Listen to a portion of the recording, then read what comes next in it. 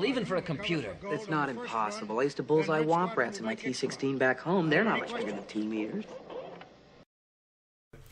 Hello and welcome to the Womp Rat Star Wars Greetings. podcast. I'm your host, Brandon Ochoa. And I'm your other host, Brian Ochoa.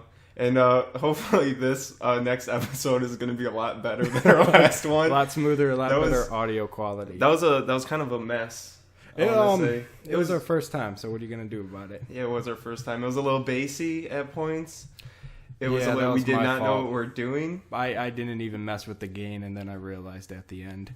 It happens. But today, what we're going to have on the show for you guys, we're going to be talking A New Dawn, which is the first canon book, right? Yeah, it's the Star first Wars universe. First legit canon book to come out. Now, everything beforehand is what they consider legends now. Legends now, All the yeah. expanded All universe the expanded- stuff.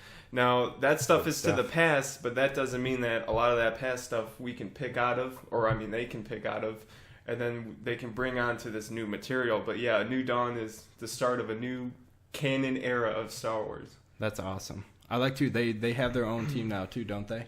Yeah, they have the Lucasfilm story art team or something like that. Something story like group, that, yeah, like where the it's story just that group group team. alone that works on the story, so things are going to get crossed or Yeah, I anything mean, like that. We mentioned it before in the last podcast. The thing that's different that Disney's doing with Star Wars is that these comic books and these books and TV shows and movies and video games, they're all going to connect to the same one universe.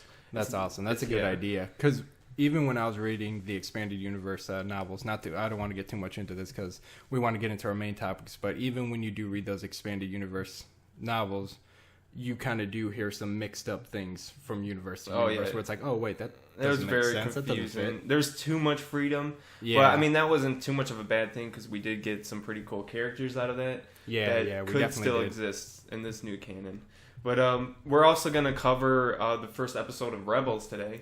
Great episode, by the way. Yeah, and what we're gonna do is we're gonna discuss both A New Dawn and Rebels today. But more towards our end, we're gonna kind of go into the spoiler territory, and we'll warn you guys too. And we'll kind of go in depth of certain scenes and stuff that we really enjoy. Yeah, definitely. Within our spoiler, we're going to go into detail on what actually happens within the book. But I know for those of you who actually like to do that research on your own and read it or watch the show, then you're not going to want that spoiled for you. So that way it gives you an option to go ahead and pause it or whatnot towards the end when we do get into that spoiler discussion. Yeah, definitely. Now, I thought we could kind of discuss a few of these small news before we go straight into A New Dawn. New York Comic Con was this weekend. Yes. And they just announced the fourth comic book that Marvel is launching of Star Wars called Kanan, The Last Padawan. That's going to be awesome. Now, this is pretty cool because when you do read A New Dawn, this kind of explains Kanan's past as a Padawan. Yeah. With, I believe his Jedi Master is called Balaya? Balaba? Balaba. I don't know. It's basically about them two, and it takes place after Revenge of the Sith. And it kind of takes place like what happened after Order 66 and how he survived as a Padawan and became kind of like the freedom fighter that he is right now. Who he was today, yeah, definitely. I just got to say, after reading the book, which the book is a great introduction to all the characters that most of the characters that you're going to see in Rebels, you just fall in love with Kanan right away. At least for me. I know that was like for you too, right? Yeah. I feel like, we'll go more in depth of this later too, but I feel like reading A New Dawn and stuff and just kind of watching Rebels, I feel like I've known Kanan like it was a part of the Star Wars universe for like a long time. He just fits right in pretty much. Just fits right in, yeah. Yeah, his personality is definitely going to be one that people are going to be fond of. But I thought so. Yeah, that's kind of what that comic's going to be about, and that's going to launch April of 2015. But on my calendar. But they actually the months before that they announced 3 other comics that are releasing.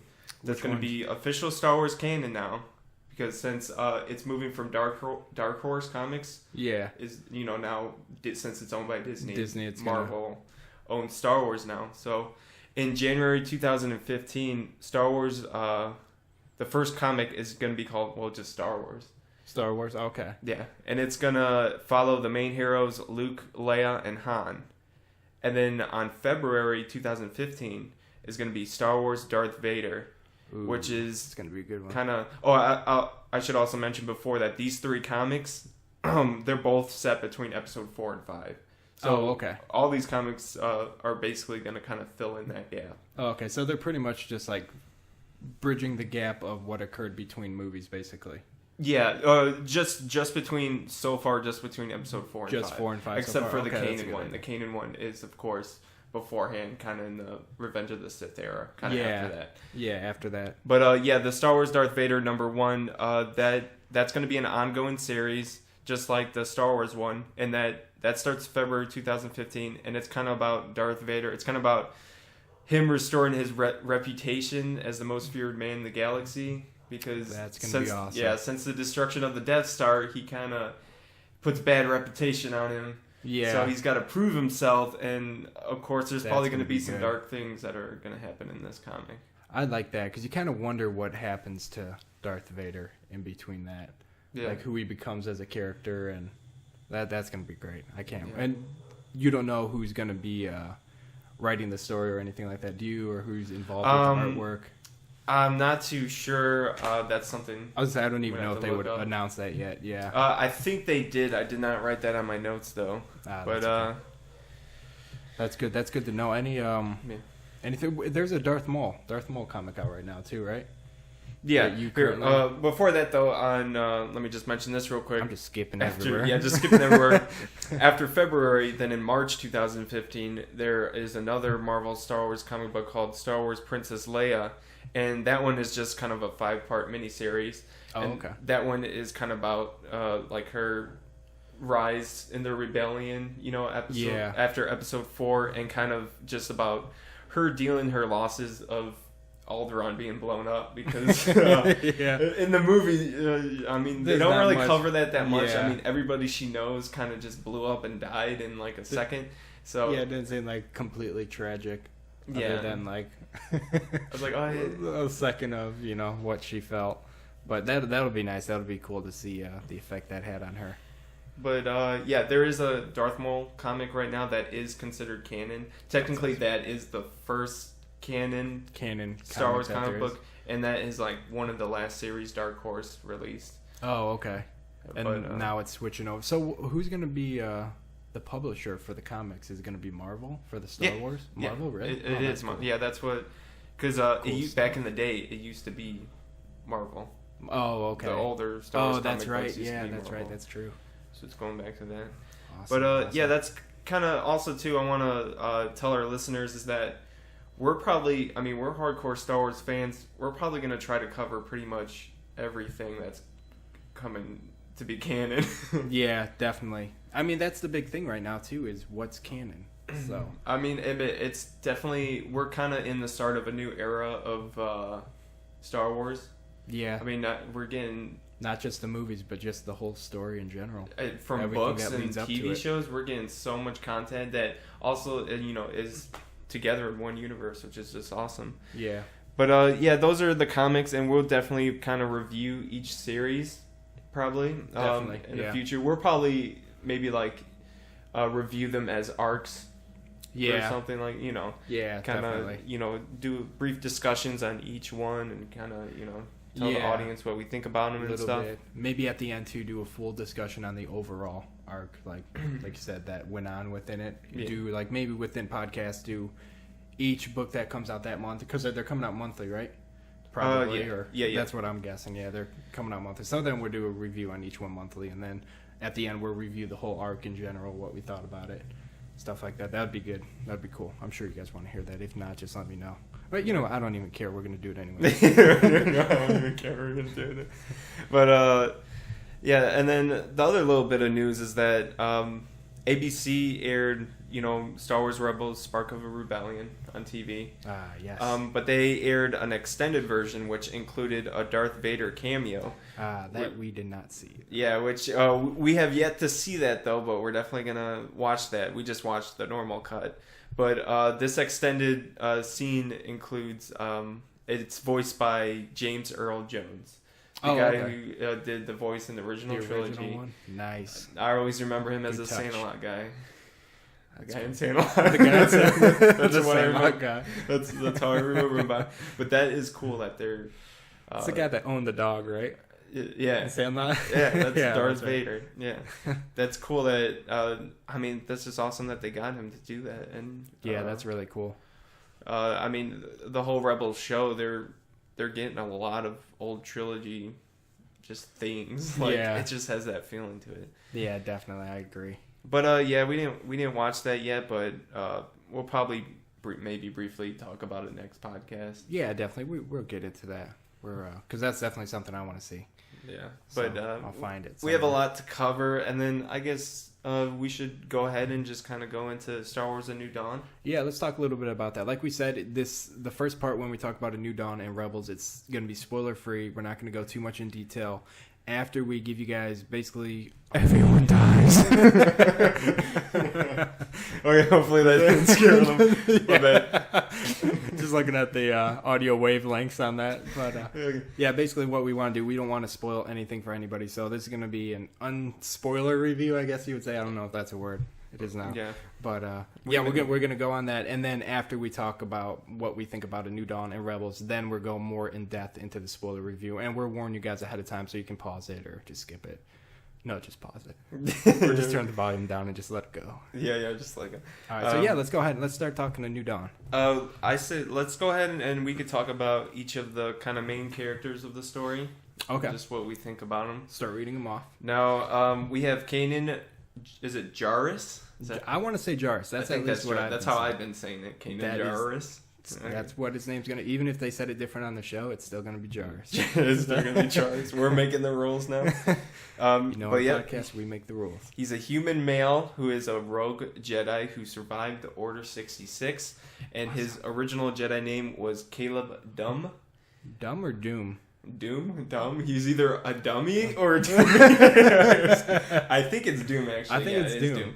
Caleb Doom. I mean, that makes sense that he has two different names, because if he's trying to hide from the Empire, you probably don't want to use the same name that you've been using. Yeah, definitely. I agree. That wouldn't be too smart. But yeah, Kanan. Let's go ahead and just talk about Kanan a little bit.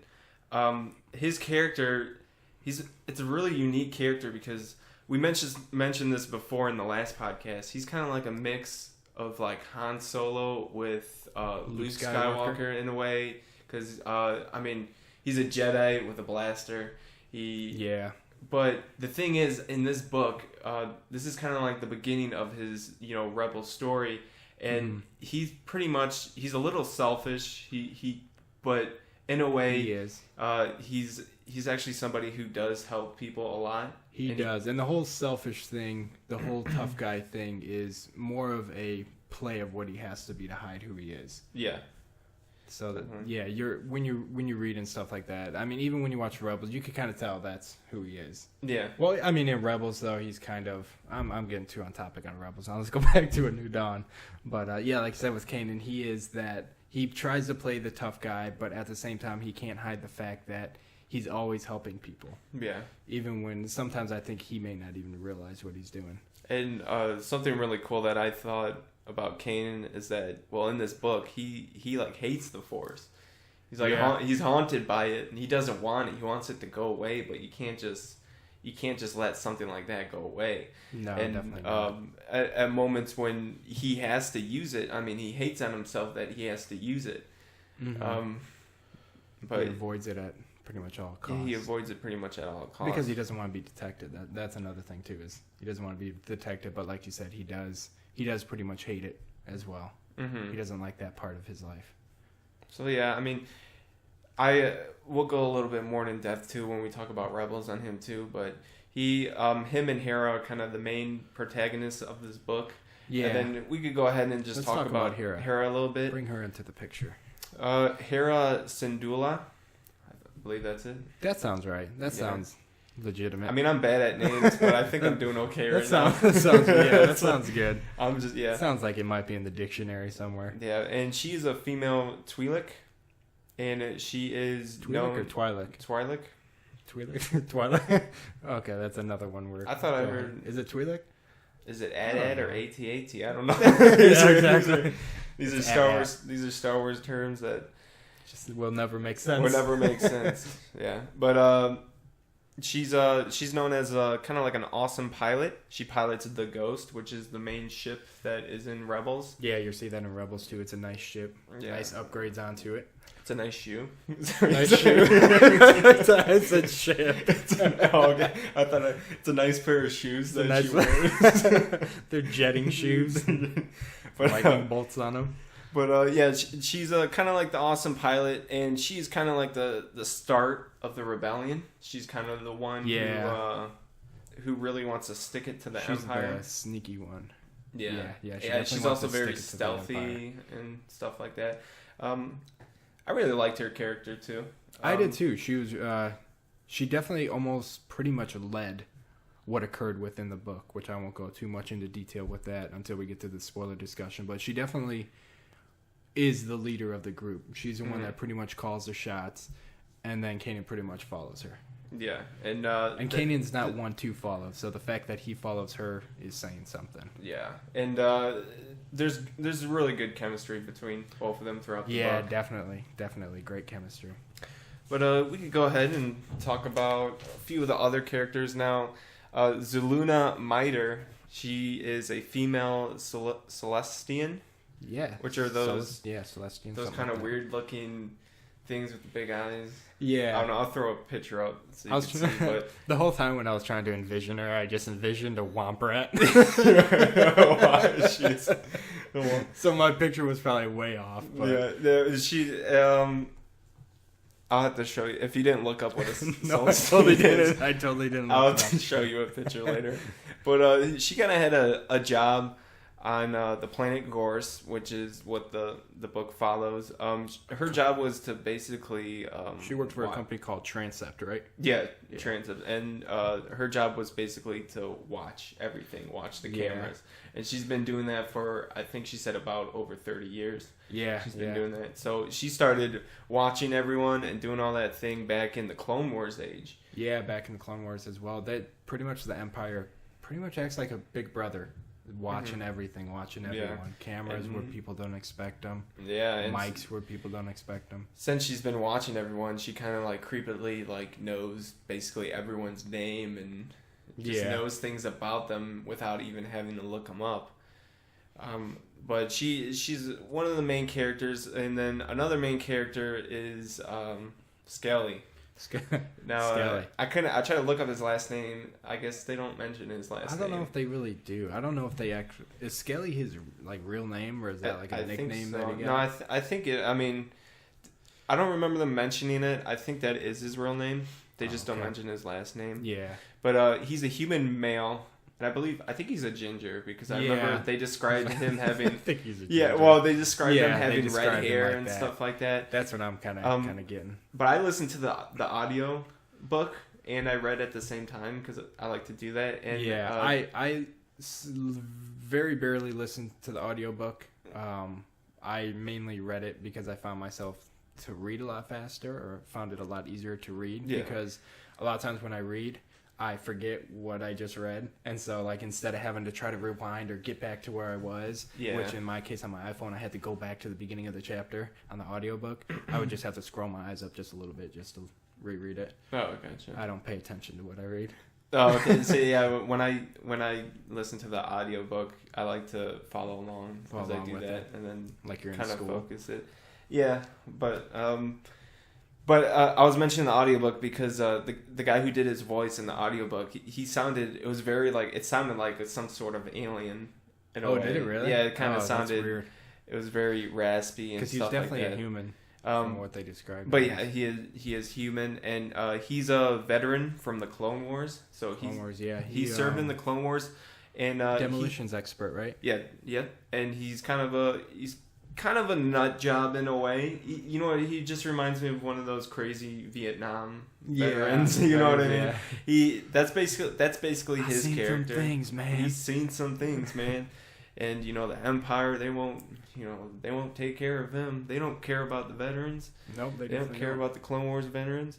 But he's pretty crazy, and he's actually smart at what he does. He is. And he's intelligent. The thing about him is that he tries to warn everybody on something, but no one's listening to him because of how crazy he is. Yeah, nobody will believe him on anything he says. So yeah, that's definitely true about him. And then we'll go ahead and talk about kind of the two main characters. There was more though, but we'll kind of just discuss these two because they're more of the focus on the Empire side. Yeah, we don't have to go straight up into every there single is person in the book. There is a good handful of characters in the book, but there's main ones that you're gonna hear from. Yeah, and by far my favorite new character, kind of villain character was Dentrius Vidian. Yeah, Vidian was cool. I like to, when I was listening to the audiobook, how he did his voice. Oh, yeah. Really cool. It was really cool. Now, he's an Imperial human cyborg. So he is still human, but he's mostly cyborg because he's very addicted to plastic surgery. Yeah. And not the kind of plastic surgery to make him look good. The kind that enhances his visions, his hearing, his voice. So that's why in the audiobook, he kind of had a cool kind of... just kind of I remember it's like a Darth Vader type of thing, but clear. It was like a clear, yeah. And they kind of the way they described his voice too was he picked the best of voice to motivate. Yeah. Motivate. So in a way, he wanted to sound somewhat fearful, but at the same time intelligent, knowledgeable. Yeah. To motivate his crew and whatnot. Yeah, I mean, I was very interested in his character, and he was kind of like the main villain. He was kind of like, I don't know if they really described like his like if he's like a captain, a lieutenant, or anything like that. I just know that he was like the kind of like the guy who ran the whole operation. Yeah, and what they were doing. Yeah, he was I can't think of what he basically, the way they described him was he was the guy they would call in to get things done. Yeah. So that's what he was very good at. He was good at fixing other people's mistakes. Yeah. So he was like your auditor. And this basically is in all logistics. This is like the logistics portion of the Empire that he was doing. And kind of next to him was a female. She was a human female, Ray Sloan. Yep. She was the fill-in captain for the Imperial Star Destroyer Ultimatum, which was the main star. It was actually the only Star Destroyer that they kind of have in the book. Yeah, and at least main wise, that's the main one that they had in there. Yeah, she was the captain of that, and not too much about her. She's just she wasn't that. They didn't go too much in depth with her character like they did with everybody else. Yeah, you didn't see I want to say you didn't see too much personality from her. Mm-hmm. You definitely seen that she was a captain. Yeah, that was kind of all. She was a captain who was trying to basically. I mean, this isn't really spoilers. It was just kind of her character. She's just trying to basically keep her position as captain of that ship. As captain, yeah, that was her main goal. And towards the end of the book, you get a little bit more from her. Yeah, I think she plays more of a role than you do in the beginning, where you gotta get introduced to her. Yeah, and we'll go ahead and talk a little bit more about other things. Let's talk about Gorse, which is the main planet that it's in. Yeah, just a little backstory of what it is, because this book takes place on the planet Gorse and its moon Cinda. Yep. So that's kind of where the main focus is on this book. Yeah, I don't think they really go anywhere else other than that. I think it is just about Gorse and just that and different starships and bases and stuff like that. So, I mean, in this book, if you're reading this book and you're expecting, Luke Skywalker, or not Luke Skywalker, but like Darth Vader to fall from the sky, and be in the story. If you're expecting like kind of the Emperor and Darth Vader and all that stuff, you're not gonna get that. This is introducing new characters before you get even introduced to. Yeah. Well, they have the Empire in it. They talk about the Empire. Yeah, they talk about things, but I'm just saying if you're expecting... You're not going to get him really talking or anything like that. Yeah, if you're expecting... You don't hear Darth. Do you even hear Darth Vader? I want to say they mentioned Darth Vader once or something. They might mention him, but yeah, Yeah, pretty much. Yeah. Okay, let's go back to Gorse. Let's go back to Gorse. Let's talk about Gorse and Cinder. Gorse is a pretty cool planet. It's I forgot what the reason why, but the planet doesn't spin. Yeah, it doesn't rotate. It kind of sits in place. I think it's because of Cinda that it doesn't spin. Cinda, yeah, it's kind of hugging it to the point where it won't let it go. Yeah, and Cinda is its moon, and it's known as like a beautiful kind of moon. I guess very bright. I want to say very bright. Because everything's on there is kind of crystallized. Yeah, crystallized. It's kind of a Taurus attraction. Yeah, it was a tour. It was like a natural preserve type of attraction. And then a little back to Gorse, since it doesn't move, there's something with the sun as to where the day side of the planet is like so hot that you can't live in it. Yeah, and no. So the only human or anything can go onto that side. Yeah. They're basically gonna melt. The only inhabitable place is the night side. So it's always night in Gorse. Yep, that's the one thing that's about it. And while we're talking about the night and day side, one big factor within the book is the mining of Thorolide? Yeah, Thorolide. I believe basically the material that they use to hold down turrets on Star Destroyers. Mm-hmm.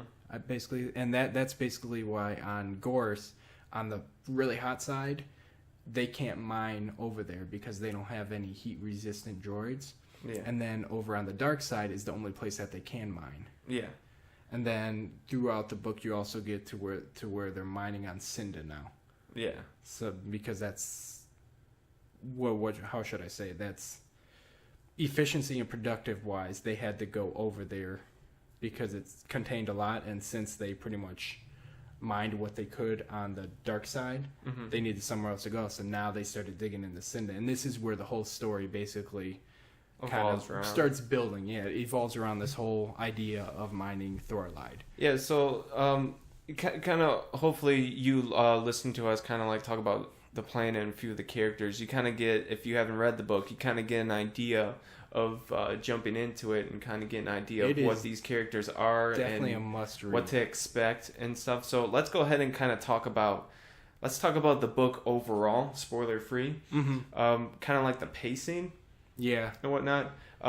For me, it started off very slow. Very slow.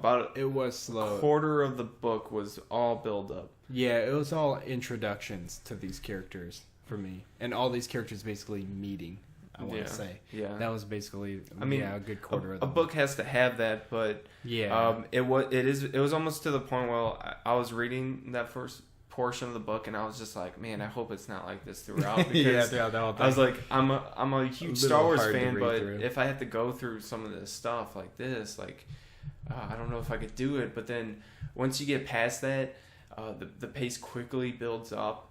It does. Once, especially the first interactions with Kanan and Hera, kind of from there things really get to pick up and such like that. There's a certain event that happens where it just kind of skyrockets the book. Yeah, it kind of skyrockets the book because it's pretty much like, all right, we're all done with this setup. Let's start this adventure. Yeah, let's Michael Bay this. Let's Michael Bay this, but with better writing. better writing. But Shia LaBeouf. But it definitely builds up, and then by the end of it, it's overall a great read. I enjoyed it a lot. Definitely one to pick up. My overall feeling of the book was, just like you said, it was definitely slow in the beginning. Not slow to the point where like I was punching myself in the head while reading it. Just slow to it's like, okay, I'm getting introduced to these characters. What's going to happen? And then that event happens, which I want to say it happens around like chapter 10 or something like that. Yeah, so I mean, 8 or 10, something like that. So it's not too bad. There's 57 chapters in the book. And they're short chapters. They're not like pages upon pages long. Usually they're only like 2 or 3 pages each chapter. Then it really picks up, and then you really start, as it picks up and these events occur, each event kind of topples onto each other to where like, because this happened, now this is going on, and like that's what kind of sets the group together as well, these main characters. Yeah. And that's pretty much what sets them together. And that's kind of what sets Kanan and Hera's relationship, not like love relationship or anything like that, but relationship of just being together, like to do what they're bound to do. Yeah, just their relationship of the beginning of the rebellion for the show. Yeah, just kind of. And the great thing about reading this book is that I got to know Kanan's character so well, and I got to know Hera a bit more. That you get when you watch Rebels. I feel like I know, since I know so much about them, I connect to them. Yeah, it's so much more. A lot nicer. You see them together, you're like, oh, that's them. That's Kanan. That's Hera. It's kind of like, because with these books, some people worry that, like, oh wait, do I have to read this book to watch Rebels? No, you don't. Absolutely not. You don't have to. Yeah. But since we did read it, or since you if get you're a little reading bit it, more from it if you. It's read like it. It's like a gift. It's a reward. Since I read that, I could be like, oh hey, I know how they got. I know how they met each other. Like I know that I know history. their relationship. So that's the great thing about the books, and that's what I think that they're gonna keep doing, is that they're gonna make all these new books and stuff that Lucasfilm is doing and whatnot. They're gonna have things that could be mentioned or could tie into like the new episode 7, 8, 9 and whatnot. Yeah. But I don't think they're gonna have things that are gonna be like you have to read this book, or while you're watching the movie you're gonna be confused. What's going on. That's like with any like universe with this big, the Marvel universe and DC universe. You never have to read everything. Yeah. Because a lot of times that's not possible. Yeah. But so, these are definitely just good little. If you definitely want to dive into the story and into the Star Wars universe, then A New Dawn is basically a great next step. It introduces you to the storytelling of how the universe is going to be now with the new story group. Yeah, definitely. With since Lucas isn't in control of everything. Yeah, now it's exactly. It's all these other great writers and whatnot, and we're gonna miss Lucas, writing things, because Clone Wars was kind of like the last thing he did. Yeah. But there's so much potential for other great things from other great writers and whatnot. Yeah, definitely. But from what I've read with The New Dawn and what I've seen with the first episode of Rebels, they definitely have a good story group to handle what's gonna come from the movies and the universe itself. Yeah, and let's go ahead and talk a little bit about Star Wars Rebels. Yes, I actually just watched that yesterday. Yeah, you just watched it the other day with me.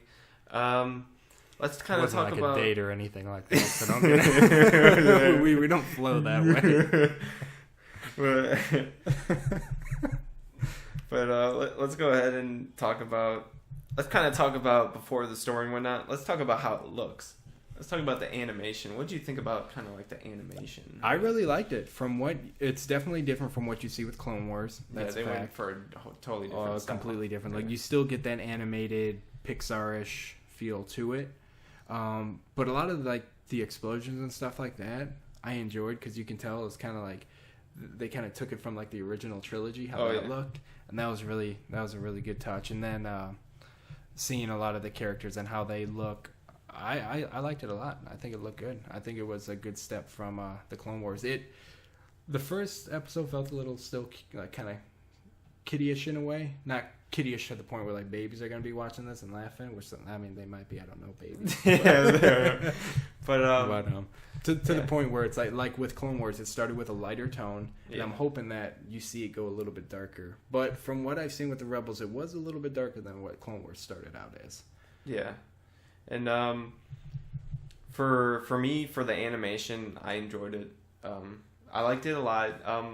I understand that they had to do it differently than Clone Wars, and that's actually I'm actually happy that they did kind of do something way different. There was some animation that was a little similar to it, but there was a lot of things that were just like way different.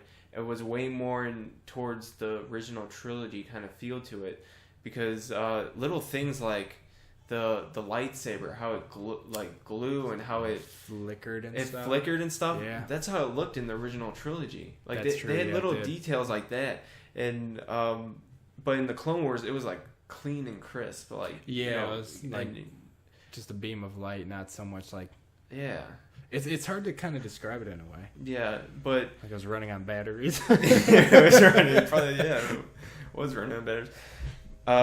Also, just little scenes and too and stuff like with the stormtroopers. I remember very split second scene with a stormtrooper, a pilot, and he was just piloting the TIE fighter. Yeah. And just that little scene looked like it was came straight from like the original trilogy. Yeah, I agree. I did notice that too. I also loved how the stormtroopers look in this. Now I know in Clone Wars they're supposed to look different because it was a different time. Yeah. But these stormtroopers, the way they resemble the original stormtroopers from the original trilogy, I thought they did a good job of. Yeah, kind of like the helmets were kind of bigger and stuff. Yeah, and bigger. like, back to that. just the whole animation Rounded style. Yeah, and kind of talk a little bit about the sound. I thought the sound was excellent. I thought it was really good. Yeah, the sound definitely was really good too. The different, not even just like the voices and stuff like that, but the different effects, sounds, and like explosion it sounds. had everything. Like that.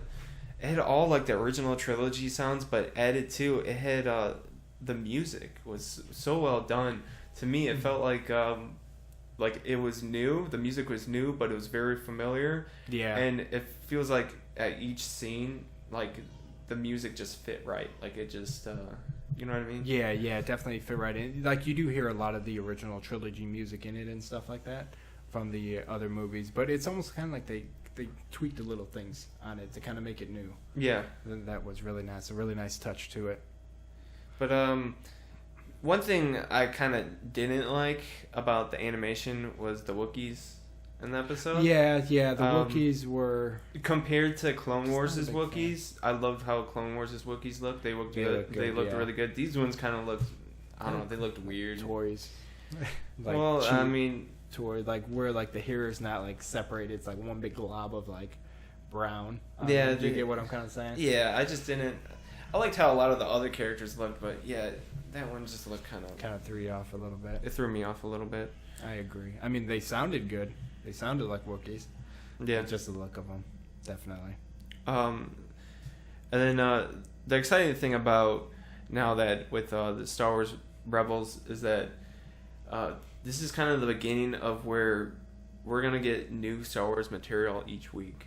Yeah, which is really cool. That's gonna be awesome. And to actually be able to see that and follow along with it, and they didn't announce how many seasons they're gonna have or anything like that. They renewed for a second season, I believe, when the pilot launched. Oh, okay. Well, that's so good. That's right when it launched, they went ahead and renewed for a second season, and I wouldn't be surprised if they already started working on that. And whatnot too. Definitely. So yeah, let's talk a little bit about just a couple of the characters that were in Rebels that you basically get from A New Dawn as well. The main ones being Kanan and Hera. Yeah. You see them? Now for Kanan, I really liked his. I was already kind of like I already just liked his character a lot, but watching this, I can understand that people who have not read A New Dawn and watch this, his character might seem a little flat. Yeah, a little like and a little two-dimensional because he really doesn't have too many lines. And no, he really doesn't. It's more about the kid. What's that kid's name? Do you remember what it is? Cause is it Eliza? Yeah, that sounds right. Eliza? Elia? Eli? Eliza. I'm gonna look it up. I didn't. Something Rodriguez. Something Rodriguez. No, I actually want to mention something about him that everybody else has been talking about that I've noticed that's talked about Rebels. What Disney character did he remind you of? What other character did he remind me of? Just Disney character. Aladdin. Yeah. Is that the character? That's exactly who. I was just waiting for the monkey to appear. Yeah, I mean, he looks like Aladdin. He acts like Aladdin. He's kind of like a Aladdin. street thug in a way, but kind of like a loner. I mean, that didn't bother me, of course, and no, it didn't take away. It's just funny because it is Disney. Yeah, it is kind of funny because it is. Yeah, but no, that definitely didn't bother me, and I honestly didn't think about it until you just asked me that question, and I was like, oh yeah, it's kind of like Aladdin and whatnot, but he's kind of that way just for like the beginning of the show, and then he kind of converts to something a little bit different. But Ezra. yeah, That's it. Ezra. What did we say, Elisa? Alicia. It's a girl. It's a girl. Aladdin number 2. Aladdin. Well, what's that monkey's name in Aladdin? I don't know. I don't Caesar. know. Caesar. It's not saying what's that. What's that monkey? Now that's just gonna I bug haven't me seen throughout Aladdin this whole in forever. podcast. I actually didn't realize the Aladdin comparison until other people mentioned it to Other me people too, mentioned and then it, I was like, yeah. "Holy crap, that is Aladdin!" It is him. But I actually liked his character. Yeah, I thought he was a little annoying, but not like a little bit. not like in Clone Wars. See, Ahsoka, she was so annoying when she started off. First started off. I yeah. hated her character, Yeah, but then she was extremely annoying. as the seasons go on, she's like one of my favorite Jedi. Yeah. Like I fell in love with her character, and I like her character a lot. And hopefully, kind of the same thing goes with Ezra. I think you're gonna get that from him. I think he's gonna grow throughout this show. Mm-hmm. I mean, especially by the decisions that he's already making now. Now, how about Hera? What'd you think of her in the episode? She, I mean, she didn't have too much like talk time, just like with Kanan. It wasn't too extensive on them. It was more on Ezra than anything. But I thought it was basically almost like I pictured her in the book. Yeah, same here. It's kind of the same exact thing. I mean, the cover helped of Oh, the yeah. book Yeah, definitely. to help get that picture in me. But definitely the way she acted to the way she acted in the book was pretty much exactly the same. Yeah. So Which makes sense. Kind of the same thing with Kanan. If you didn't read the book, she might seem a little bit too dimensional a bit, Yeah. but not as much as Kanan because she had more lines, and I felt like the episode showed her personality a little bit more. A little bit more than Kanan. Is that what you're saying? Yeah, More a little than bit more than Kanan. Yeah, Kanan was just kind of. Now let's talk about Zeb. Now Zeb is. That's the alien dude. Yeah, that's with he's the them? one who he's based off of the concept art of Chewbacca. Oh, It's is kinda- it? yeah, that's that kinda makes what- sense. It's what his character's based off of. I kind of liked him. I kind of liked his attitude. Pretty much this whole team in Rebels is kind of like each one has their own little attitude and whatnot. Yeah. Sorry, I got to clear my throat a little bit. Yeah, they definitely show their personalities, and you definitely see his type of personality. He's kind of the tough guy. which he plays well because he's kind of a big dude. Yeah. But not too much from him too. I mean, they only had an hour. I think they did well of having an hour of showing us pretty much everybody and showing us the gist of what this show is going to be about. Yeah, I think they did a good. I think they yeah, did good for the time. What was for the it? time. Hour long Yeah, it was an hour episode. long. I think they did a good job of introducing us to those characters, kind of giving a bit of a personality and background to each one of them. Yeah. You kind of get a feel for them. And then the last one is the Mandalorian girl, which is Sabine. Oh yes, And I think She I'm was saying that right. cool. I think it's I think Sabine. that's right. Yeah, Yeah, Sabine. Sabine. So. And Simba. I mean, yes, Simba. I mean, she looks cool. But I'm not too sure though if we know yet that she is a Mandalorian or that she just has Mandalorian armor. Yeah. With any of these characters, they don't really go into their background or anything. Yeah, I mean, too how much. can they? But they definitely will when the series goes on. But she's kind of cool. She's like the She's kind of interesting, artsy, fartsy, kind the of artsy, yeah. the teenager girl that just wants to rebel against her parents. Yeah. Well, I mean, spoiler alert, real quick. I mean, she says her parents, like, what happened to your parents? She's like, the Empire. So I don't think she has parents. Yeah, spoiler. I don't think that's much of a spoiler. I think you kind of. Yeah, I but don't think any of them have parents. yeah, we'll find out if they all have parents. Yeah, we'll see how they play. We'll see how they play. But she seemed pretty cool so far. She, yeah, she definitely was. She kind of had a cool spray paint bomb, a nice vibe to her. equipment.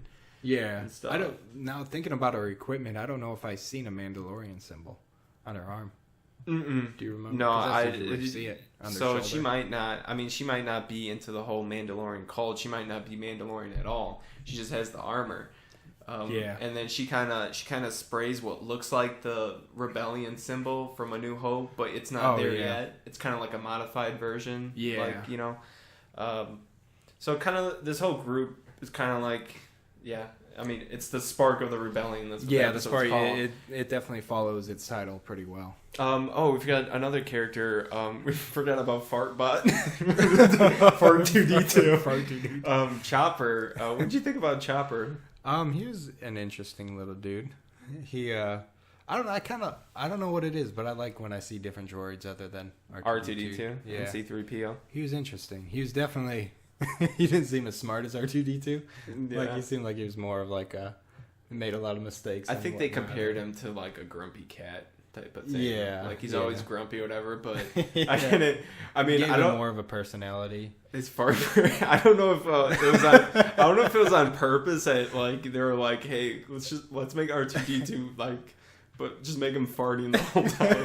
Because literally when he talked, he would be like... like maybe not that wet. They but I don't think it was like squirting everywhere. But they definitely should have went with a different sound. Like at least higher the tone a little bit. They completely switched the tone of whistle. I was like, how does nobody in like the whole ship start laughing? When someone can't whistle. Yeah, they're just. I feel like when Zeb like after he eats something and he farts, he's just like, Chopper, what'd you say?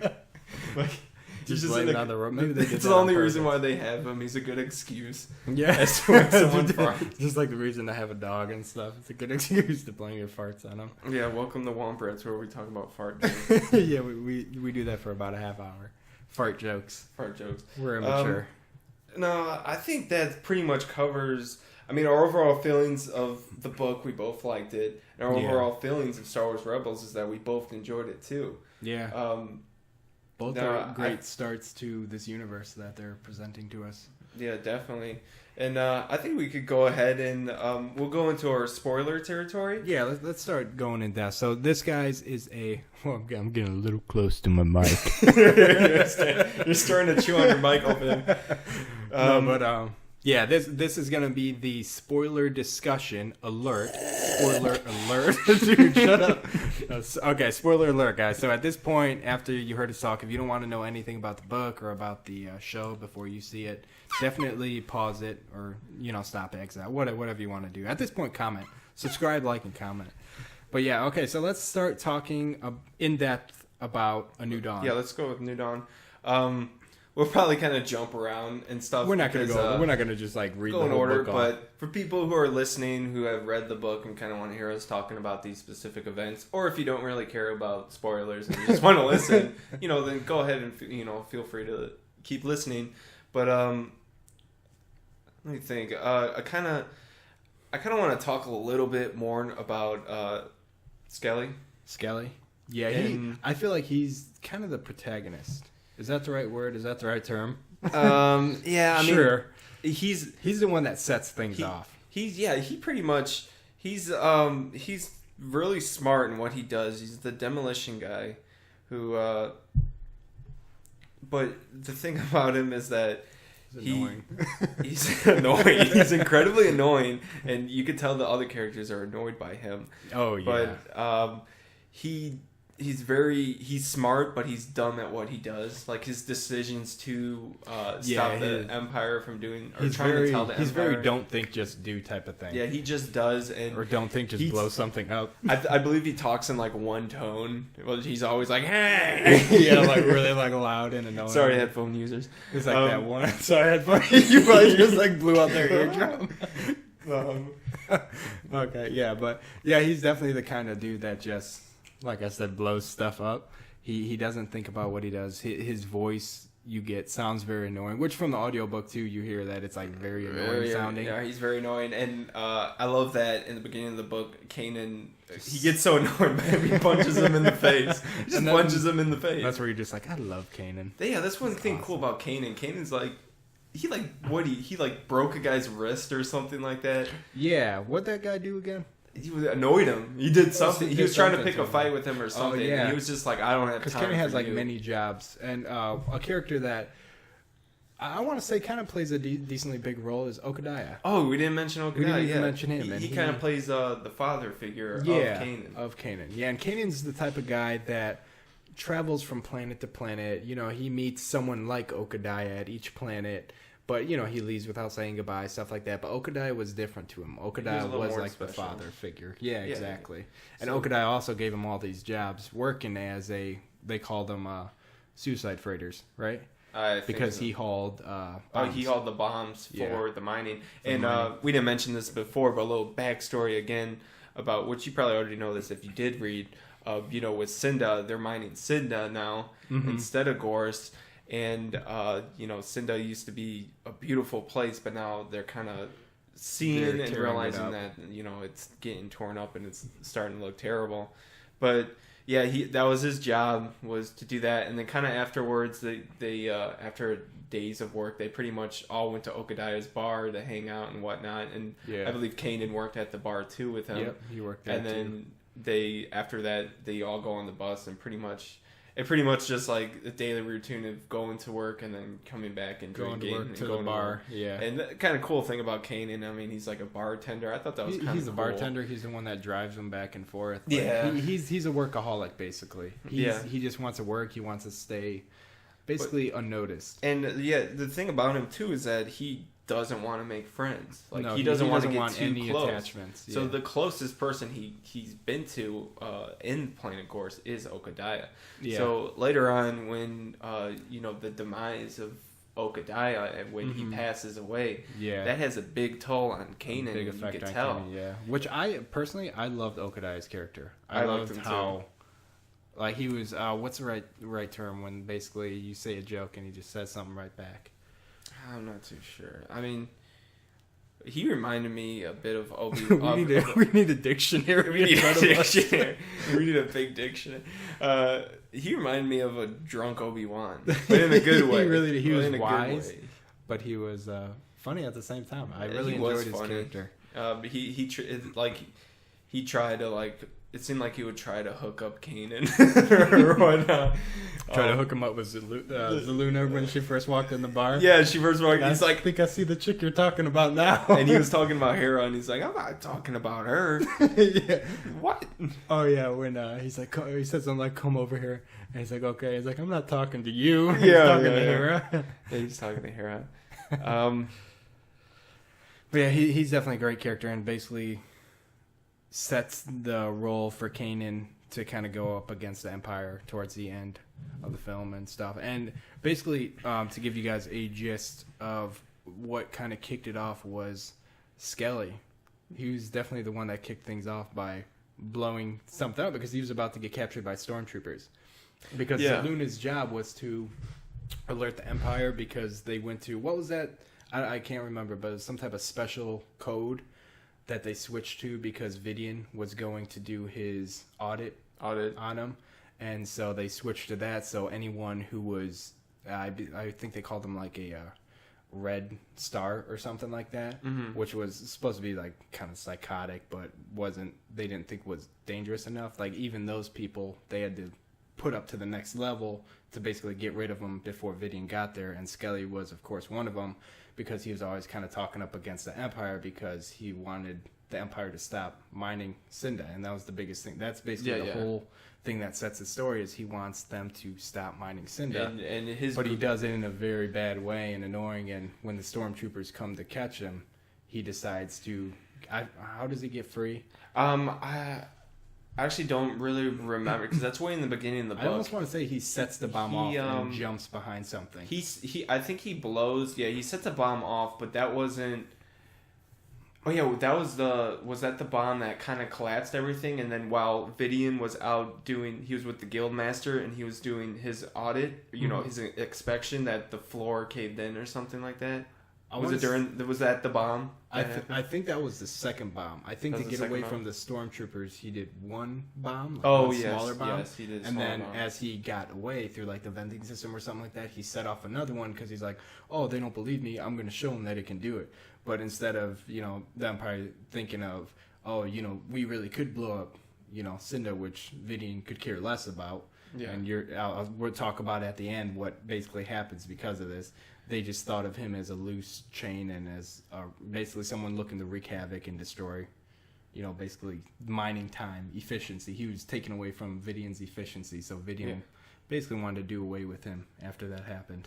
And I mean, Skelly the whole time he's trying to talk to Vidian too, because he thinks Vidian's gonna listen to him, help, yeah, and he's gonna help him. He's gonna understand like, oh, maybe we should stop mining. While at the same time, Vidian is trying to make these quotas that. Do you remember that character's name that kept calling in and kept bugging him? I want Baron Danth. Baron, yeah, Danth, something like that. I think that's how you pronounce his name. I think that sounds correct. He kept calling in, and basically he was like, oh, we need double the portion now, coming from, this is coming from the Emperor, but really, Vidian and, you said Baron? Yeah. I think Baron was his first name. I think they refer to him as Danth or something like that, yeah. So, Vidian and Danth pretty much hate each other. They hate each other. And it's kind of like had it out for him, that's why. Yeah, they hate each other throughout, and it's kind of funny seeing that struggle between the Empire portion of things. Yeah. But because of that, Vidian does he will do anything to get his way. To meet his quota. And the idea that he had would basically get him the Empire's, praise and do away with Danth. Yeah. Is definitely what his idea was. And that whole idea, since we're on the spoiler discussion, was to blow up Cinda. Yeah. So to take Skelly's holodisc, which Skelly tried giving to him, but Vidian decided to beat him up instead. Yeah. Then he looked at the holodisc, and that's where he got the idea. We can just blow it up. Yeah, that scene. Yeah, that's the ironic thing about that scene was like he gave him the idea of it. And not only that, he gave him in that disc. He gave him how to do it. Yeah, exactly. Like instructions, like a how-to. Yeah, he basically made a how-to YouTube video. In a way, it could have been. I mean, it was Skelly's fault, but in the end, this is jumping to the end, but I kind of really want to talk about this scene. Skelly makes up for everything. It's like my favorite scene throughout the whole book. He basically, this guy he got beat up so badly by Vidian. He's internally bleeding. He was living off of med packs, adrenaline, stuff, yeah. And when Vidian's trying to escape that one base, what they call it? The Forger? The Forger, Forger, which was kind of like a big Imperial base. Yeah. When he's trying to escape, and he's going into the freighter that Kanan and Hera arrived in, and he's trying to take that freighter to leave out of there because the place is blowing up. Yeah, it's exploding. Skelly stops him, and he grabs him with his... I forgot to mention, too, he has a prosthetic leg. From the Clone Wars. From the Clone Wars, and it's kind of like a faulty one, so when he clamps down, it doesn't undo. It's kind of like a crappy one. So he grabs onto Vidian, and then, Vidian's like, let go, what are you doing, or whatever. Yeah. And Skelly's like, I don't take orders from you. Yeah. And then he looked, and then Skelly, since he loves his bombs, he had he already had a sack of bombs. He had his whole sack of bombs. He had a wire hooked up, and he had it in his other hand. And then Vidian was like, no, you know, and boom, he blew it up, and he blew them both up. And it was kind of cool because Skelly, as crazy as he is, his main goal was to protect Cinda, and he loved Cinda a lot. And which I can't think of. He said something really cool before he blew. He said something. He was like, I did this for you, beautiful, or something like that. Like that. It was cool. He got a last glimpse of Cinda, and he's like, I saved you, or something like that. He's like, I saved you, and he blew it up, and that was really cool.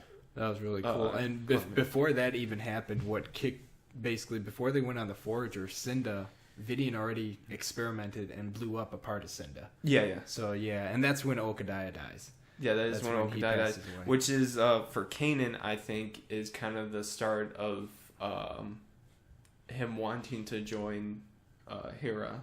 On her quest. Yeah, and I thought the funny thing is he mentioned it a lot, but I don't know if that is the sole reason. But he's like, I'm just following Hera because she's attractive and she seems cool, and he's like, I'll go wherever you go. But I think deep down he does want to help people. He just doesn't express it that much. He does want to stick it to the Empire. Yeah, that's what's very different about his character in this book. And then in Rebels, it jumps 6 years in the Rebels TV show, so he's already established. Both of them already a team. She knows that he's a Jedi. Yeah. Now I want to talk about that scene, which I love that scene where it's the second time he used his Jedi powers, and it's when Hera's in trouble. She's holding Zadine.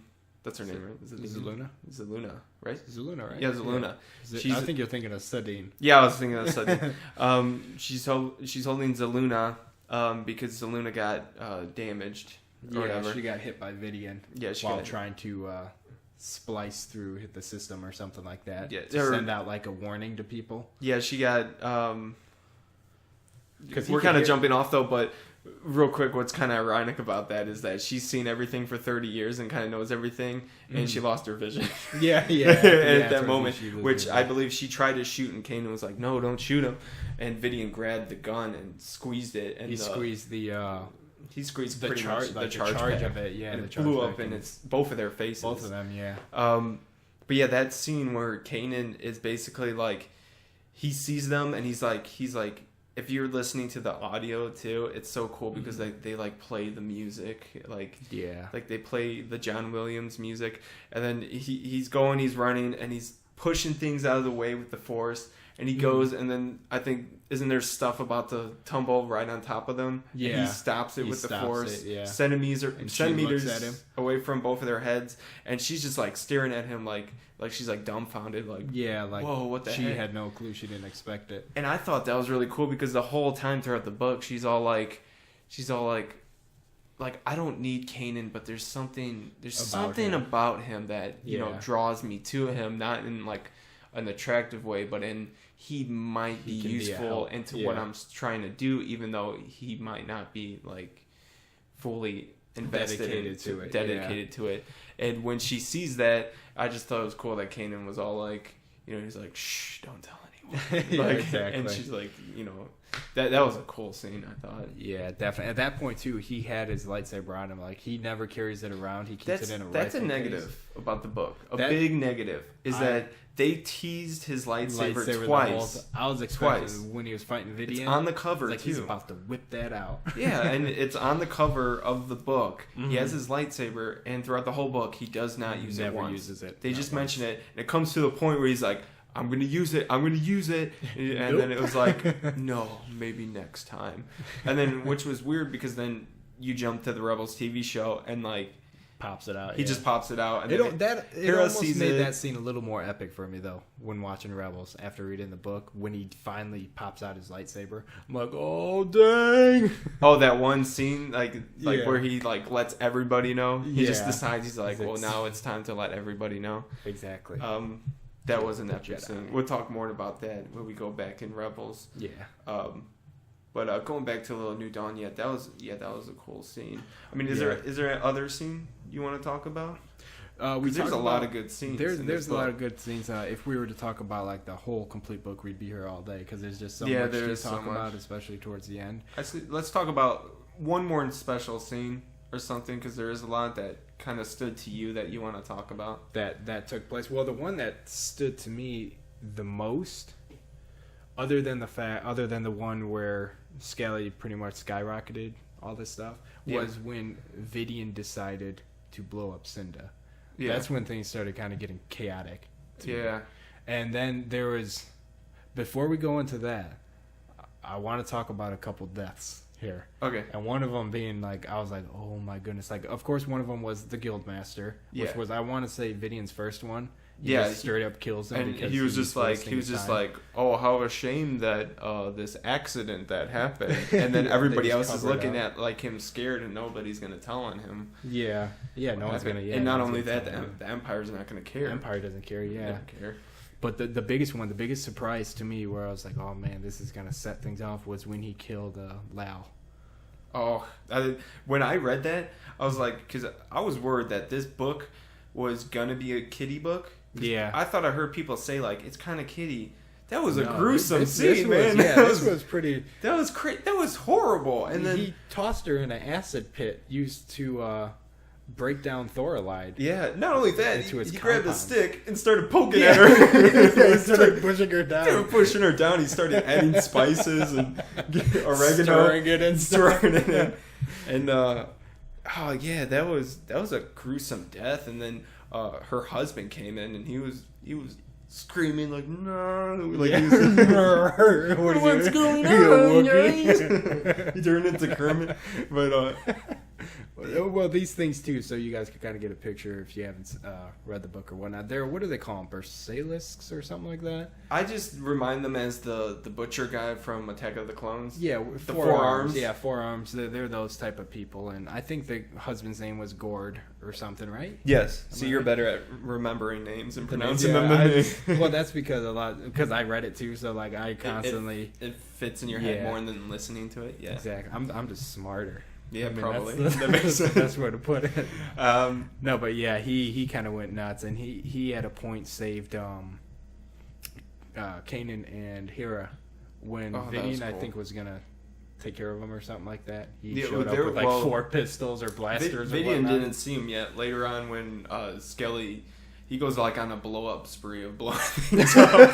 That's another reason why I kind of like Skelly too. He's just always blowing stuff up. And he's just like, and I'm gonna show him. But he blew stuff up for the wrong reason. Like he wasn't like, I'm gonna blow it up because I'm gonna kick this dude's ass. He was more so like, I'm gonna blow this up so I can show him this is what it's gonna do. But it never had that. I'm not trying to stop them ever. I think he was trying to kill Vidian though. He was on a whole revenge. Yeah, after Vidian kicked his butt, he was definitely wanted to get rid of him. But yeah, that was cool when he came in because he was all like, guns blazing.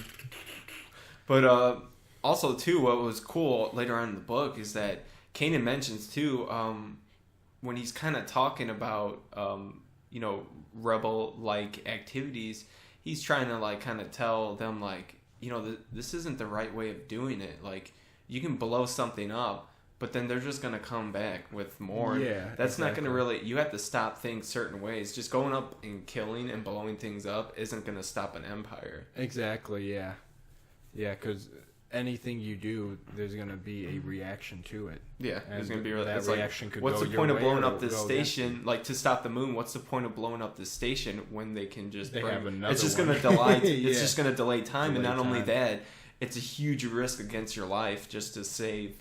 like maybe a day's worth of time. Yeah. So that's what's kind of cool and smart is just they made a lot of decisions off of that kind of that kind of thing. And Hera kind of knows everything about kind of starting this rebellion, but it was kind of cool seeing Kanan kind of tell her something for a change. Yeah, exactly. Kind of take the lead on it and kind of make the good decision of doing something. Yeah, I mean, no, we went pretty. I mean, there's so many other good scenes. There's so many. It would just take us honorable mentions real quick when Kanan and Hera first met each other. That was a great scene. That was cool. The bus chase scene was really cool with the TIE fighters. TIE fighters and stuff. I mean, there's a lot of good scenes. A lot of good scenes. Yeah, after the build up, after you get the introduction to the characters, there's a lot of good scenes that happen after that. We already talked a lot about New Dawn. We probably should let's go ahead and talk a little bit more about Rebels now. Yeah, let's talk Rebels for a little bit. Let's go ahead and I want to mention the introduction in the beginning. When you see, I already forgot his name, Ezra, right? Yeah, Ezra. Yeah. When you see him, Aladdin. Yeah, Aladdin. When you see Aladdin, and he's looking for his carpet. No, he's looking. That's the whole basis of the show. When he's standing there and he looks up, and you see like the Star Destroyer. That was such a cool way of opening the show. Iconic. Yeah, that's. I love the way. I think it's from after the Clone Wars. I love the way the Star Destroyers look. Yeah, like they just look awesome to me. I mean, that was cool, and then right away, it goes into the town, and I thought just because I read A New Dawn, when Ezra first sees Kanan, I was like, oh, there's Kanan! Yeah. Like I already knew his character, and that's when you smacked me, and I didn't expect you to smack. I was like, look at that! Who's that? Like, that's Kanan. He had a cool outfit. I like his outfit a lot. He has like armor, the gladiator type of look to it. His goatee and that was a cool scene ponytail. Though, because he was like, "What's going on?" And you're seeing this little team doing their little thing. And right away from watching that, I'm like, "Okay, I know kind of Hera and Kanan's past. But I want to know how these other guys got introduced. Zeb and Sabine. I want to know how they got into the group. Yeah, I want to know." What garbage dump the guy Chopper? I actually want to know that story. So right away, I mean, it was very fast paced, but in a good way. There's a lot of it it didn't feel too slow. There's a lot going on. No. And one thing that I was really scared of is how kiddie it would be. Because I only watched a few of the previews of the show. Mm-hmm. And in the few previews that I did watch, I was like, wait, none of these stormtroopers are dying. Like, they're all just, like, getting knocked out. Yeah. And then I was like, is this going to be like a G.I. Joe thing where, like, every time they blow something up, where they never use their weapons? Yeah, or, like, when a ship blows up, there's always a parachute. Yeah. That was like G.I. Joe back in the day. Parachute. Rainbows. And then right away, you just see Kanan, and he's all like, greetings. Like, he shows up, and he's just, like, twisting his blaster, and he's like, pew, and then, he kills the guy, shoots him in the heart, basically, there. I mean, right away, stormtroopers do die, and I was just happy. I was happy to see that. They scream. Yeah, it's not like gory or anything. We're not like blood spew from their necks. Yeah, I was just happy to see that there is death in the show. I was afraid it was going to get too kiddie. Yeah, they're not playing it too safe. Because Clone Wars gets dark, man. Because I mean, you still have more to watch with Clone Wars, but towards the end, man, there's some dark episodes in there, and I'm hoping that kind of happens too with Rebels. Happens the same effect with Rebels. It almost, so far, I mean, the overall tone, I like it, and I feel like it doesn't really need. I mean, I would love to see it to go dark, but it doesn't need to get dark. It doesn't need to go like it doesn't need to go like Dark Knight dark. It doesn't have to get like gruesome or anything, but the tone that you have right now is a good tone to be at. Yeah, and I'm excited to see the future episodes. Is there something? Yeah. What I want to talk about, man, my favorite scene in Rebels, and once again, we're kind of skipping around it. This is more towards the end. Well, when Kanan pulls out his lightsaber, because from the book you never got that lightsaber, so it was a big tease. So watching the show, he pulls out the lightsaber, and everyone is in shock because this is the first Jedi that they've seen since Order 66, since they wiped out the Jedi. And then of course the guy was like, "Kill the Jedi." Or he was like, everybody aim at the. Yeah, that's Jedi. Like Jedi. And that was such a cool scene. I like how the Stormtroopers, they haven't really improved their aim at all. No. Another reason why you kind of got that like goofiness from them too. Like, remember when they were on the pole? Like, what was the general's name? Ah, man, Agent Chops. It's a Mexican Wolverine. It's the Mexican Wolverine. Sleepy. I forgot his name too, but yeah, I mean, some in our next podcast we'll have some Imperial general or lieutenant. He was the agent. Like that. I know he's going to be one of their newer main characters, but he just when he was on the pole and the stormtrooper was under him, like holding on. It's like first time you've seen the Jedi, and then just kicks him off. Like this, like, what's that scream that they always do? It's like the generic. I forgot. I don't know. I forgot what they call it, but it's like. Didn't they do that in they do that in like all the movies. Yeah, they do that in like every but that was pretty funny. That was a good comedic relief right there. Yeah, but if you guys listening know what that scream is, please comment and let us know, because I can't think of what it's called right now. Yeah, it's a very famous scream that kind of our audience is no movies will use it anymore because it's too generic sounding. But it was funny to hear it in the show and stuff. But what was your favorite scene? In Rebels. I mean that was my favorite scene. That was the best scene out of the whole thing. But we talked a little bit about I thought it was pretty cool how they mentioned Tarkin.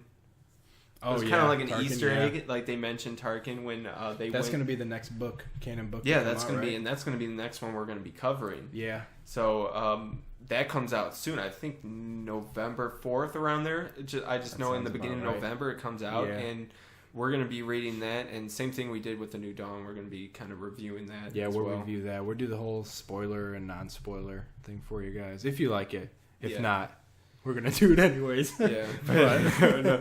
I thought that was a cool little Easter egg thing. It was like, hey, because Tarkin's doing this, these people are suffering. But something that was really cool was the whole scene with Kanan and Ezra.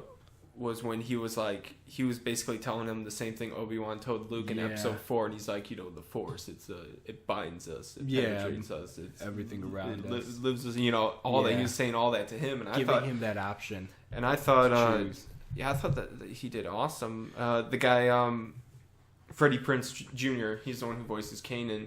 Oh, okay. I know for a history of him or things I've read, he's a big Star Wars fan. Oh, So that's it's just awesome. cool that So he can bring that passion to he can what bring he's that doing. passion to I his love character, and I thought he nailed that line. I thought he nailed that scene. It really, you did feel the Obi-Wan vibe from him. Yeah, and he's all like, Even though he wasn't his master or anything. he's all like, he basically told him, you can either steal the lightsaber you took from me, or you could join us, and I can train you to become a Jedi. And what's really interesting is that since coming off A New Dawn, I felt like he might accept the fact that he's a Jedi a little bit more, but he has yet to fully accept that he's a Jedi. And Yeah. I'm really hoping that they either have like a book or a comic series in the future that kind of sets that gap and kind of explains kind of like how he just fully accepted the Jedi and fully accepted it enough to want to train others. Yeah, right now he's basically taking Ezra on as his Padawan. That's the option that he gave him, that he was going to train him in the Force if he chooses to go with him. Yeah. And, of course, at the end he does. But for me, what really I think will set it when he decides to fully become a Jedi is when he decides to carry that lightsaber with him at all times, because that lightsaber is a part of him, just like within like the original trilogy, and then of course the prequels, they really kind of dig that into you, that this is your lightsaber, have it with you at all times. I feel like I like that he still uses his blaster. That's what's cool about his character. Unique, yeah. And I like that. Yeah, he has. I feel like from now on, I feel like he is going to carry his lightsaber, and I feel like he's going to use it more. And I feel like, the agent saw him as the Jedi, and he finally made that decision that he's like, all right, now I gotta, tell it like he sees the Force strong in Ezra, because Ezra shows some of the Force I think that's why he did it. I think he was still hiding it, but then I think he saw, because he's listening to Obi-Wan's message, and I think what he gets out of the message is that a new hope will rise. And I think when he saw Ezra, I feel like in Kanan's head, he might have been like, all right, this is the time where I can kind of stop hiding. I've already accepted that I'm a Jedi. This could be a new hope. I can train this kid to become a Jedi, and I can almost kind of start a new order with him. Yeah. And kind of basically, because they're trying to create this rebellion in a way. Exactly, yeah. So I thought that was cool. I that's probably why he decided, I think, to go the route of the Force, or bring it up at least. Yeah, at least show it, because now the Imperials know, and since the Imperials know, which they barely showed, but I mean, he looks cool. The Inquisitor, which is supposed to be kind of like basically what he is he's Darth Vader's. I think it's his like apprentice. Darth Vader's whose job is to kill the remaining Jedi.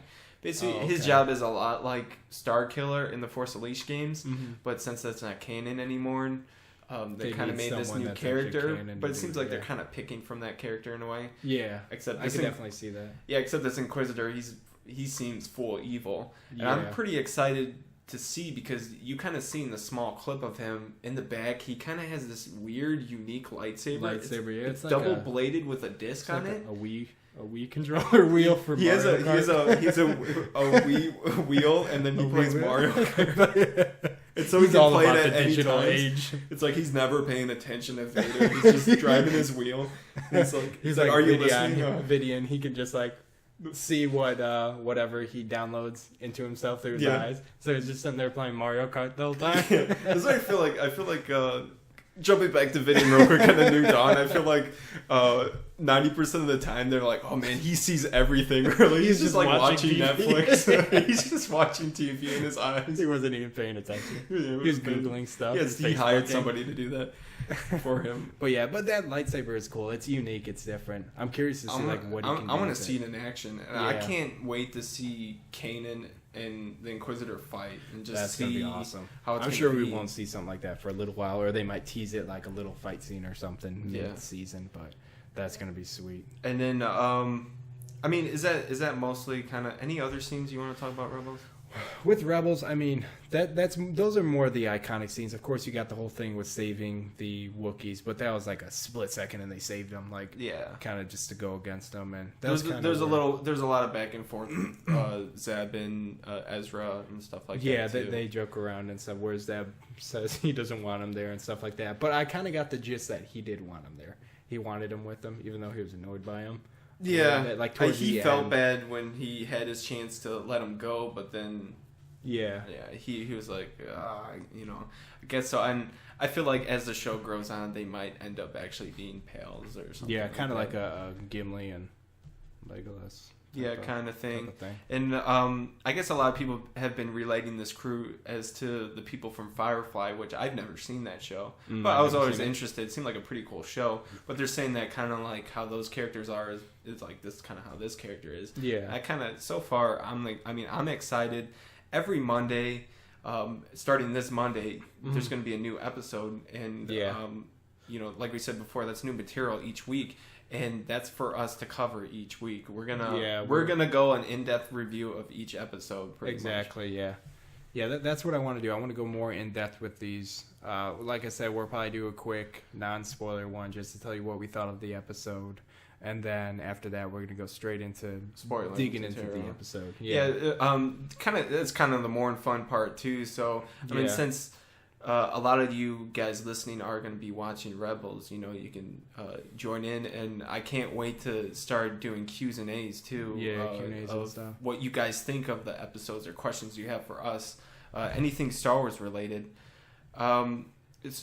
Or anything personal. Yeah, anything personal. Our job occupations. How much I make a year. Or how much I make a year. My social security number. If you need it, you can ask it. You can ask it. Our zip code, address, all that. You want my bank account number? Yeah. I'll give that to you too. I'll give you that too. I can direct link you to my check-in. But overall, love that episode. It was a good episode. It was a good start. It was a good spark. Let's talk very quickly the future of this series. Where do you see kind of this series heading with these characters? Like, I definitely think you're going to see them grow. I feel like with the storytelling that went on in A New Dawn throughout the episodes, because it wasn't like in A New Dawn where you just like got the full character, like his whole background in one chapter or something. They gave you bits and pieces throughout the whole book, and I feel like that's what they're going to do with Rebels, is give you these pieces on these characters, and you're going to kind of follow them and grow. And from what I've seen so far, I like them. Even the fart bot, I like him too. Yeah. I mean, we only saw an hour or two, but there's a lot of potential with this show. There definitely is, yeah. And I'd love to see more background on how these characters got together, like you said. And that's what I'm hoping for the show. Yeah. Where it's you don't know. They could do flashbacks too. Yeah. I mean, there's nothing stopping them from doing that. Exactly. And I'm excited to see Kanan's journey with Ezra. And who knows? Ezra could become evil. He could go to the dark side. I mean, you don't know what you can don't know happen. anything with these characters right now. I mean, I want to know what happens to these characters because obviously they're not in the rebellion, or at least they don't show them in the movies. Yeah. So I want to know what happens to each one of these characters, and I'm already invested just from this 1 hour episode. And that's what's great about this is that they started off this series really good as compared to the Clone Wars, which I love the Clone Wars, but it started off very weak. The movie was boring to me. I did not enjoy the movie, but then when I watched the show as the seasons go on, I enjoyed it more. It gets better. Right away, I'm already enjoying this Rebels. I'm accepting the tone and everything about it. Yeah. And not only that is that since I love the Clone Wars, there's characters and stuff that you wonder what happened to them. Like, they don't fully explain Ahsoka's storyline. They don't fully explain a lot of these characters from Clone Wars, and there's potential because I believe this takes. It might take with 10 Rebels? years after Clone Wars, or 15 years after Clone Wars. It takes a good chunk of time. This takes a good chunk of time, but. I'm fascinated to see what characters they bring, what new characters they bring. Yeah. There's rumors of Mara Jade being brought in, which is a huge expanded universe character. Yeah. There's so much potential in this series, and this is so exciting because this is the start of official canon. Yeah. What actually happens in the universe, and you could kind of tie it into what's gonna, what happened in the original trilogy. Yeah. I feel like they're gonna kind of make references to that quite a bit, and they're going to play it smart. Since they have a team, they're going to play it smart. They're going to play it smart. Yeah, exactly. You're not going to get continuity issues. Yeah, exactly. You're not going to. I mean, there's time to time that stuff like that could happen, but I think they're going to be good at. It's going to be a lot more efficient, and that's exactly what I'm looking forward to. I'm looking forward to see these characters grow, and I'm kind of hoping that they do what Clone Wars did, where it was cool seeing like each show was like a mission, a next step to what occurred. Yeah. And the thing, and that was cool to see. I feel like they're going to do something a little different. I feel like this is going to be very different as to Clone Wars. There's so many characters, and they would have episodes on specific characters. But here, you're kind of following a team effort. And to where you're going to focus more on them. But I think that's a good thing because I kind of want it to be a little different from Clone Wars. Yeah, you don't want it to be just a repeat, just it looking different. That's what I'm hoping to. But, yeah, I mean, so far, I have no doubts about this show. Yeah. I think it's going to be a good step. Good step in the universe. And then real quick, we will, I think we probably mentioned this before, but we will be covering pretty much everything that is canon, or at least we're going to try real hard. And we're going to do spoiler-free and spoiler in the same podcast. Right now, we are setting up our Facebook page.